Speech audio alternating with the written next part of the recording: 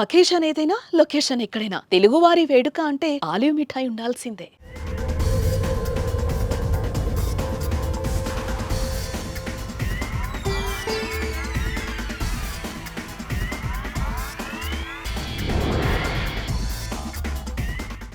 అమరావతి పనుల్లో అతిపెద్ద ముందడుగు ప్రజలకు దగ్గరగా ఉండే విధంగా జడ్జీల బంగ్లాలు, మంత్రులు, ప్రిన్సిపల్ సెక్రటరీ బంగ్లాల పనులు మొదలుపెట్టేందుకు చకచకా ఏర్పాట్లు సాగిపోతున్నాయి. గ్రీన్ కమ్యూనిటీ తరహాలో బంగ్లాలు నిర్మించాలనేది ప్రణాళిక. 2018లో నిర్మాణ పనులు మొదలుపెట్టి దాదాపు సగం పూర్తి చేశారు.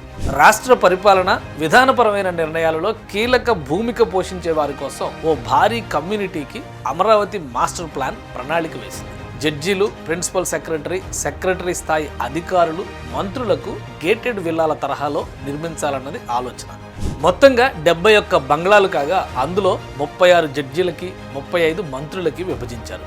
వీటితో పాటు జూనియర్ అధికారులు, గవర్నమెంట్ ఆఫీసర్స్, ఎమ్మెల్యే, ఎమ్మెల్సీలకు ప్రత్యేక క్వార్టర్ల నిర్మాణం కూడా అప్పుడే ప్రారంభించారు.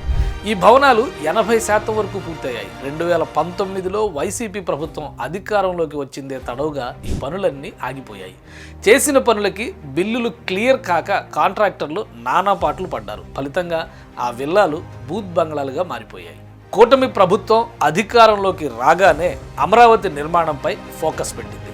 కొత్త టెండర్లు పిలిచి పనులు పూర్తి చేయాలని సిఆర్డీఏ ప్రతిపాదన చేసింది. దీంతో ఆంధ్రప్రదేశ్ రాజధాని అమరావతి పనుల్లో వేగం పుంజుకున్నాయి.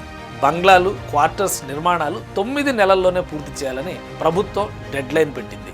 జడ్జీల బంగ్లాలకు పిలిచిన టెండర్లలో బిఎస్ఆర్ ఇన్ఫ్రాటెక్ ఇండియా లిమిటెడ్ తక్కువ కోట్ చేసి L1గా నిలిచింది.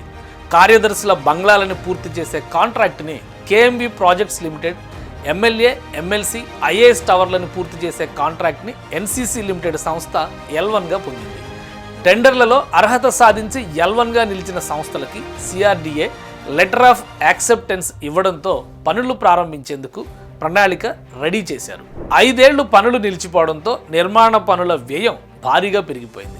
71 మంత్రులు, జడ్జీల బంగ్లాల్ని 401,37 లక్షల రూపాయలతో, 115 కార్యదర్శుల విల్లాల్ని 411,37 లక్షల రూపాయలతో నిర్మించబోతున్నారు.